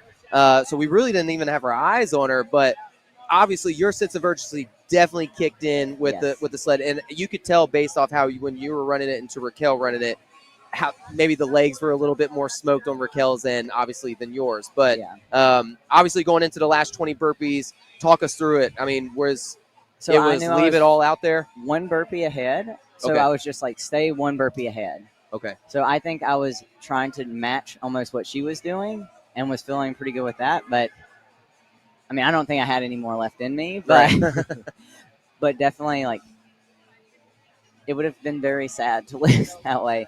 Just not, like, knowing. That is one thing about the setup. Right, like, right. You don't know where anybody is. Like, if you're in a Other than fit, the person next to you, right? Yeah. Well, even in a fit, I guess if you're not beside each other, you don't really know who's near you, but you can kind of count off. Like, when I was doing burpees in the mile, I knew I had 4 burpees when she came in. Right. So I'm like, okay, I'm 4 ahead. But I have no idea what everybody else is doing on the end. So you just kind of have to send it the whole time. And I feel like once you start getting behind, it's really hard to catch up in such a short race. Yeah, and I think maybe in we'll see if we're able to talk to her. But for Brooklyn, maybe because she was a little bit behind you guys, possibly like as she's running to the next station, she could see in her peripheral vision where Yeah. you all are at. Yeah, I Whereas think she with had a you better being view. A, all the way down at the end, but also in front, or at least other than Raquel not really being able to see anyone, being the top seed was kind of a disadvantage in that respect a little bit. Yeah, I think and when so. you're on the bike, you can see, like if you're not the first one off the bike, you can kind of see how much of a lead Right. people Right. have on you. And I guess in my mind too, because you just hear the loudspeaker, and I was thinking Raquel and Janelle. So Right. I kept hearing them, and not that I don't think that the burpees are my strongest, but I am shorter than Janelle. So your cycle speed is usually just a little bit faster. Right. So I Which was is why I think Brooklyn's so good at them too, yeah, right? so she's shorter, like so your cycle speed is just same with the ball. Like you're gonna have stations that can play to your advantage, whether you're taller, shorter, bigger. Like that's the cool thing about DEKA. It's not like one body type is like the best at everything, but you can play to your strengths. And do you think it would be better if maybe potentially next year you do seeds 1 and 2 in the middle of the course and like then a track spread? start? Yeah, like that. Because Yeah. obviously the inside lanes is the ideal opposed to a lane 8 situation, right? Do you think that would play better as far as your situational awareness of other athletes, or? Well, I feel like with the way that you qualify, like it's so much like based on the course that you run. So you could have someone in seed 14 and like they have a bad course. Like I knew going into it, I had like a 30-second lead, but I know that wasn't like accurate. I ran a really like very tight course that I set up, you know, like, so I know like what's going to be the best for transitions, but I knew because I trained her that Raquel, like her last one was like 12:40, but her course was very spread out. So I know that she has the potential to run like a low 12 as well. So you really don't know based on seed time, because you could still, even if you start in the middle, one of those 14, 15 seeds could be out on the side. Like I don't know what Brooklyn was placed, but she could still be so far out of your peripheral. Right. Or I mean, like Colin in the last race, I mean, Yeah. he was like 8th or 9th seed probably. So he would be on the far outsides too. So you aren't able to like see. I don't know how they would fix that, because I don't like the idea of having like multiple heats. Sure. So, yeah, and multiple heats I don't think it's got to be ideal. one race, because you wouldn't have had a photo finish like this. Yeah, and I think, you know, for us, seeing Janelle yesterday, we knew to look out for her, because that was a situation where when we were talking to her after her mile race, she said she did 1 mile. It was a last chance thing. It was, you know, she drove 2 hours. I told her she needed to come. She lives in North Carolina too. Yeah. I was like, they have a mile. Like you should come qualify. Like, but that's a case where I'm sure it wasn't an optimized course for her, and maybe the strong was the same. I'm not sure, but you know, we knew that even though she was in 11th seed, she was a potential podium threat. But she's all the way down on the other side of the venue from any of you all. Because I ran the same course she did for the mile, and it wasn't a terrible course, but I think your first one, you probably like that was your first mile for sure. You pace it, you kind of see. I think some people really also rise to the competition. Like, you know, you're time trialing when you do a gym event, so you're not racing anybody. And I think some people just really perform so much better with the competition. Yeah, and she seems you don't to have see that, their true potential when they're just time trialing. Yeah, absolutely. Well, Tara, another world championship to add to that Infinity Gauntlet you got. You got one more race today as well. One more race. And who's your teammate again? Kayla Short. Yeah, Kayla Short. So, I'm excited for that one. How confident do we feel about that one? I mean, I think of the relays that have been this weekend, I think that the strong is like one of the most competitive for the women's fields. And it could just be, you know, like it's so short that we're so close together that also too the type of course that you ran on can make such a difference that you don't really know. Like it could be like 10, 15 seconds difference, but you're actually like really close to each other. So I think it'll be for our sake. Race. I hope you win, of course, because I'm biased and I really enjoy it, and obviously I want to see you collect many more world championship stuff. But also too, I want to see a photo finish, however, because it makes it so much more exciting for us here. I mean, I felt like Joe Rogan at UFC. Well, yeah, I can only imagine. Oh, I did want to ask that actually. When you were crossing the line in our slow-mo, Brooklyn Nichols reached out her hand. We noticed you didn't do that, but again, you didn't notice. I didn't know. Yeah. Which did you have it in your left hand, right hand? My chip was actually in my backhand, so I think I crossed I still crossed my whole body crossed in front of her whole body. So I think my chip had to. I mean, it was obvious you were the first one there. Yeah. We had a couple people standing right on the line, or else you would see the obvious photo finish. Yeah. But knowing that that's how Brooklyn came, and maybe within 4/10 opposed to Yep. 8/10 or something as Yeah. well. If you would have known, I would assume you would have stretched out your hand, being a If former I would track have athlete, known, right? yeah, I think if it would have been Raquel, and I think we were really close. Sure. It wasn't even in my head until Yeah. like I actually did reach out my arm way when I crossed the line, like, Oh, like okay. brace spring kind of thing.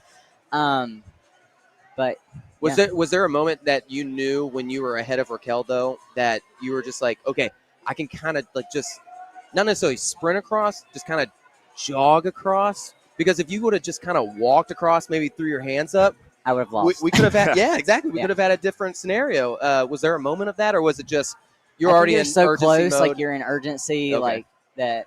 And I think that's important. So Yeah. make sure you do that for the teams as well, Because too. last year Raquel actually beat me by 1 second. Oh, So yeah. there was like 4 of us all within like 3 seconds of each other last year. So like that made, I think Carly Yeah. beat us by like 2 seconds, me by 2 That's seconds, right. Raquel That's by right. 1 second.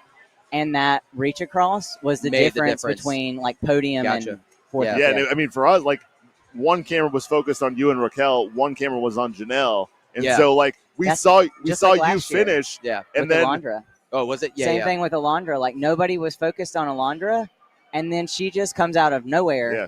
because Due to the sled, unfortunate. But right, we didn't have her in and, the and view. this is like, So. so we saw you cross. The rabbit kind of turned with you, and we saw Brooklyn Right. standing there. Well, wait a Right, second, so what we were just like, happened? oh wait, maybe Tara. well, I did? legit Yeah. laid on the ground and she came next to me, and I was like, Oh. I'm really happy for you if you win, but at this moment, I'm just like, please, somebody give me the At the- result, yeah. because I didn't know at that point. Like I was Yeah. like, God, I hate to lose that I way, love but you know, I feel like it's one of those things that I was telling somebody before.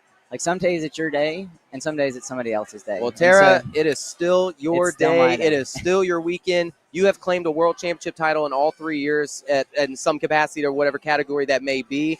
And I hope to see more of that, obviously ending it with today. So congratulations, Tara, and best of luck, obviously, in the female heat later today. awesome. Awesome. Thank you so much. Tara. Absolutely, thank you. All right. What's that? Yep. You're going to be right back into it. That's pretty rough, yeah. For sure. All right. From one champ to another. Colin Stiefer.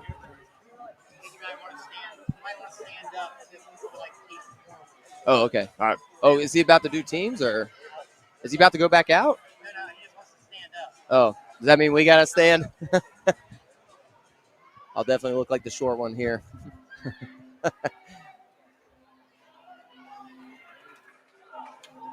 Man, exciting stuff. Tara said it herself.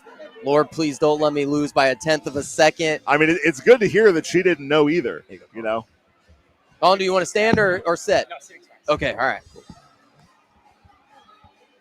All right, ladies and gentlemen, we have our 2024 male DEKA Strong Elite first ever world championship. Yes, sir. Congratulations, Colin Stiefer, all the way from Tennessee. What specific city in Tennessee? Cookville. Cookville. All right, representing well. I'm sure Taylor Haney and everybody at home is very proud of you, probably yelling through the screen and stuff like that. Colin, how do you feel? Surprised. Oh, I think I wouldn't be surprised. I was just talking to Brandon over there, and I think if we run that race back 10 more times, I doubt you get the same outcome. But just very because, evil leveling playing field. Yes, yeah. It was so close the entire way It was. through to where like when I crossed the finish line, my first thought was to look to my right because I knew that's where Bubbles was. I knew there was where Rylan was Sure. and Grayson was, and I'm like, Sure. they're laying on the ground somewhere. I just got to count how many bodies are on the ground. Right. It just felt like it was that close from 3, 2, 1, go. Yeah, absolutely. Yeah, it was a very close race throughout the entirety.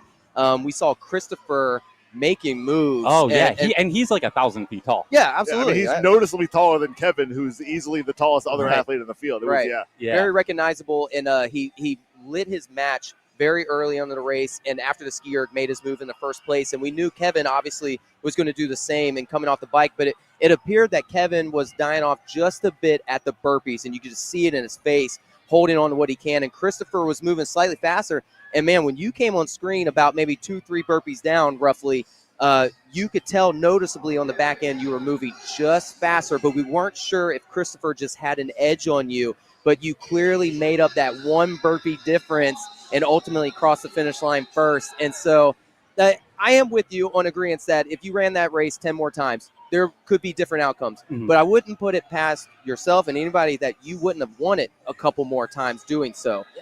And I think it just elevates everybody's game a little bit, just because everybody is so good and everybody's strengths are a little bit different. So Right. like it just keeps you accountable. Like there's no room in this race, and since it's short, it's the shortest race of the weekend. Right. You don't have any time to feel sorry for yourself. No, not at like all. midway through the bike, I didn't look left or right at all, except for to my left. Al Walkington was right next to me, and I was like, all right, buddy, we're going. And halfway through the bike, I was like, please cross the finish line before you vomit. Just don't throw up on the course because they're going to have to clean it up. I'm going to get a lot of shit. I don't want to. But on the bike, I was like, don't puke. I think you're the only one standing when you crossed the finish line, to be honest. It looked like you maybe had a few more burpees left in you. I did a good job of acting. So you just said that you weren't looking to your left or to your right except for one exception. So as you were coming up to burpees, did you glance to the right at all to have any idea how the other guys were moving? Or was it just like, I know what I have to do, and I'm going to do it as fast as possible? Yeah. A little bit of both. So I was focused on my ram, but in my periphery, I could see at least Chris. Yep. And that's just the body that takes up space right there. So I'm like, okay, there's at least one. So go. And in my head, I was like, I don't know what's on the other side of the pylon, like after where they put the zones in the middle here. Because fourth place was right there to your left. Tim Ovidal made a move into fourth. So, but agreed. Yeah, you're not sure exactly where it is from only what you can see in your peripheral. Yeah, absolutely. But it was a blast. And the ladies' race being as close and like as exciting as it was to finish, yes, I was like, we were paying 0.8 attention. of a second, by the way, betwing you and Christopher. Oh, really? 0.8 of a second. Oh, my God. Yeah. So similar. I was like, in the women's race, I was like, don't look because you're going to get too excited. We got too long. Well, Colin, where would you say that you felt confidently throughout the race, or where did you say, okay, this is where I make my move to at least put myself in contention? Well, this weekend so far, so I ran the elite, fit, mile, and strong. I didn't run any team races. And in both the fit and the mile, when I got to the bike, I love the bike. But when I got there, I was like, if you crank on it, you're not going to have any juice to finish. Sure. So in both the mile and the fit, I stayed pretty conservative on the bike, and I felt like it allowed me to close better in those races. So I'm like, okay, good move. In the strong, there's not enough. You have to go on the bike. If you're conservative on the bike, the whole field's going to blow you by. For sure. And at the very least, Bubbles is going to blow you by, right? We know he's taking off. Right. So I'm like, okay, this race, I have to lean into it regardless of how I felt. Right. And I got to 6 calories left, so 19 calories in on the bike, and I was not in as bad of shape as I thought I was going to be. Okay. So I was like, okay, now we can try to close. And you felt good going into the over your shoulders. Mm-hmm. Yeah. I mean, that's contradictory to saying I felt like I was going to throw up. That is true. Sure. That is true. Yeah. But for what good feels like at Redline. Yes. Yes. As absolutely. good as you can possibly feel in a 12-minute race where you're redlining the entire time. Absolutely. Which is not good. Yeah. But the gas tank was not quite empty. Well, Colin, you made that race very exciting for us, man. I didn't pick you in the podium, so don't hate me on that, of course. But I wouldn't have. But I definitely mentioned your name as far as being a shakeup. You are always a contender. I mean, you've won multiple DEKA FIT races as well. I mean, you're definitely a threat at any race that you go to. And now you can call yourself a world champion. So that's well. I mean, you and Taylor won a world championship in High Rocks together, actually. So 2 years ago. So first individual world First championship. individual. Yep. Yes, So not completely unfamiliar territory, and I felt like, I mean, shout out to Taylor Haney, shout out to Team Race Training, everybody that put me in the right position to be able to execute Let them know at home. out on the course. Because without all the people that I have in my corner, like it's it helps. It allows you to do more than you think you might be capable of, because people believe in you more than you believe in yourself sometimes. Absolutely. And just knowing that I have those people in my corner is like. It means the entire world. It's awesome, man. That's awesome. Well, Colin, you definitely earned it today, my friend. Congratulations. And, man, I would love to see you on a team setup.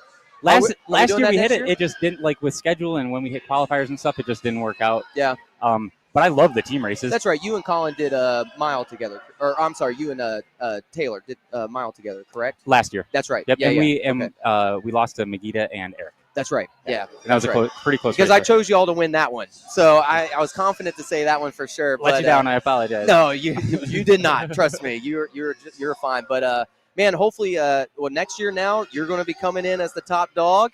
Like you said, even if they ran it 10 times more and maybe Kevin just had a little bit of a fall off, who knows? But either way, you capitalized in the moment that was there for you, and you can call yourself a world champ because of it, my friend. Yeah. So, Colin, congratulations, man. Thank you. Absolutely, buddy. Thank you, guys. And thank you guys for all you're doing this weekend. You guys work really hard to provide this coverage, and I really appreciate it. My mom Thank can you. watch at home. Yes. I hope her heart rate was high because Let them know. that's good for her. Go ahead and give a shout out. But yeah, thank you for All everybody right, that was tuning in. Mama this weekend. Steefer. Awesome, Thank Colin. you, guys. Congrats, bud. All right.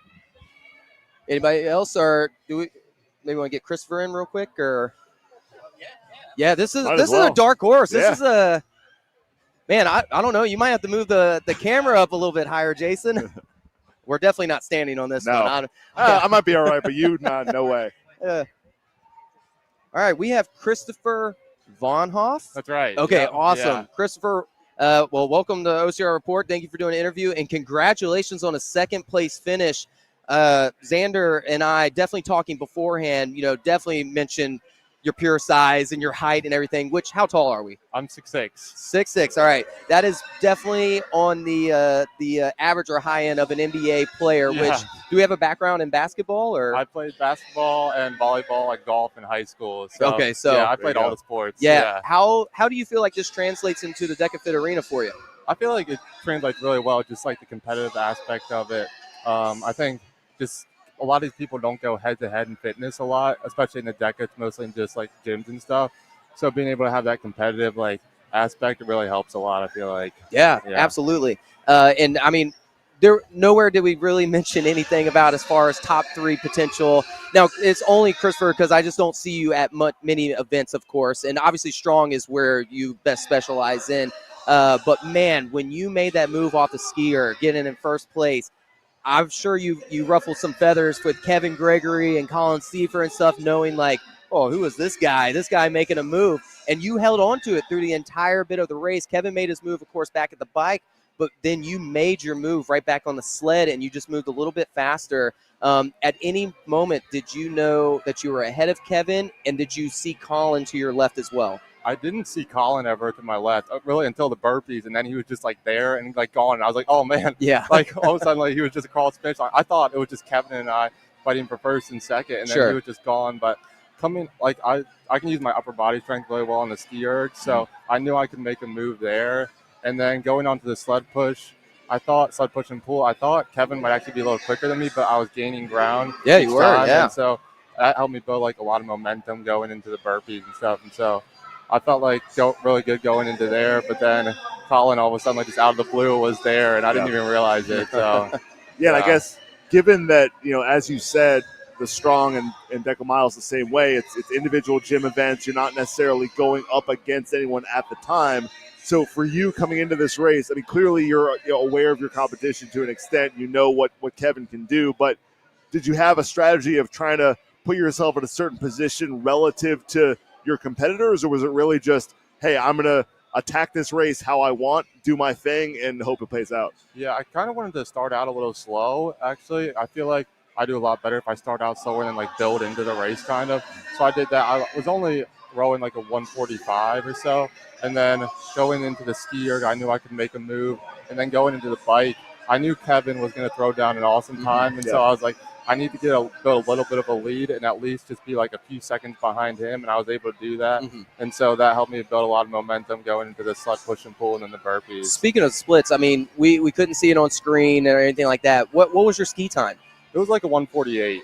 Okay. So okay. it was nothing crazy. That you could go all out on, Yeah, of course. But yeah. okay. But solid enough to obviously to put you in the lead as well, too. Yeah, So for sure. I I was mean, watching the other people around me. They were right around the same to like Yeah. 150, 152. I knew Cole was like 154. So I figured I could make up a few seconds there and then really push going into the bike and the farmer's carry and stuff like that. And we kind of saw that early in the race too. I think Cole, being sort of a shorter, quicker athlete, was first through the lunges, and then you caught right back up, and you were I first saw him coming off the rower. come off Yeah. the lunges like 5 lunges ahead of me. I was like, what in the world is going on here? I'll be real But- honest. I bet you and Cole would be a phenomenal DEKA duo strong team, because Cole could really do the maybe the over shoulders and the box and stuff while Yeah. you're right there on the ergs and stations. Yeah. That might be a coordination that you For want to sure. follow For through sure, on. yeah. Well, Christopher, where do we reside? Where do we train? Any shout outs you want to give to your family and friends at home that may be watching? Yeah, family and friends at home. I got a bunch of family watching and friends, so shout out to them. I go to Flight House Gym. I'm in New Hampshire now. So Okay, New Hampshire. all those people. But yeah, I got a lot of good support. My dad comes to all my events, so The other taller gentleman walking Yep, around? Yeah. Yeah, exactly. So I got a lot of good family and friends supporting me. So That's awesome, man. Well, are we definitely happy with the performance today? Very happy. Yeah, Yeah, great. for sure. All right, and 0.8 of a second separating you from a world champion. But man, second place, just something to be just as proud about, right? Yeah. So congratulations, Thank Christopher, you. and I hope to see you more at more DEKA events, You definitely right? will. Yep, for sure. Awesome, man. Awesome. Congrats, Thank bud. you. Well, we didn't know who you were necessarily coming in, but we absolutely know now. So we look forward to seeing you again. Absolutely, man. You're definitely going to be a threat from here on out. Thank so you. I appreciate awesome. the coverage too. You guys do an awesome job. Thanks, so, buddy. Thank you. Awesome. Sweet. Well, Good job, man. Luke, we expected exciting races. I don't know if we expected 2 races decided by less than a second. By far the most exciting races we have ever done. Oh, 100%. Nothing tops it. And nothing. The best part is exciting, but no controversy. You know, None. just Yeah, that's pure great. fitness and photo finishes and incredible work on everyone's front. So here we go, some replays. And I think both 1 and 2. We didn't get an interview with Brooklyn Nichols, but none of the second place people seem to want to review burpees. Oh, well, Tara didn't do it. We don't seem to have that controversy. So it's good. It seems like everyone's pretty happy with their performances. Absolutely. In which they should be. I mean, this was, man, we're talking about less than a second for both races. Yeah, and here we saw Raquel Ferris take it out. And the interesting insight there that Tara trains Raquel. So Tara knows exactly what she's capable of. The athlete to her left is capable of doing. And Raquel went out, got out there, and went for it. The Grasshopper has not surpassed the Master quite yet. So, but Raquel beat her last year. So by 1 second, Tara got her by 7 seconds this time, and obviously Brooklyn Nichols right there in between. Yeah. And there were a couple of moments where it looked like Tara was moving with a little bit more purpose, kind of in these transitions. Yeah. I don't know if that playing from behind does help. I don't know if that in and of itself made up the difference, but Tara definitely a lot of experience, as Raquel does too, but Tara competing in the elite field in all formats over the last 3 years. You can see that right there was the mental part for maybe Tara and to Raquel. But Brooklyn, of course, knowing and seeing them, look at that. We didn't even catch that. Yeah, we were so focused on Tara finishing that, yes, you can see it now, but because we weren't looking for it at the time. I wonder if Brooklyn at any point is thinking, where could I have made up 0.4 of a second? I mean, that's easily a sprint to the start for the lunges. Absolutely. All right, and here for the men. Unfortunately, Rylan, it appears, may have been injured. Same with Grayson. We could have had maybe more of a photo finish between them, but Christopher capitalized in that opportunity. And to be honest, I don't know if Christopher probably could have beaten them. I didn't even mention to him his PR, but Kevin came out hot. He wanted that lead. Yeah, and I think, we were talking about it at dinner last night, how, everyone knows what Kevin's capable of doing, so he can't wait for the bike. He can't. And he didn't. Kevin went out for it. Right. Tried to build the lead. He paid the price at the end with the burpees. I do. Yeah.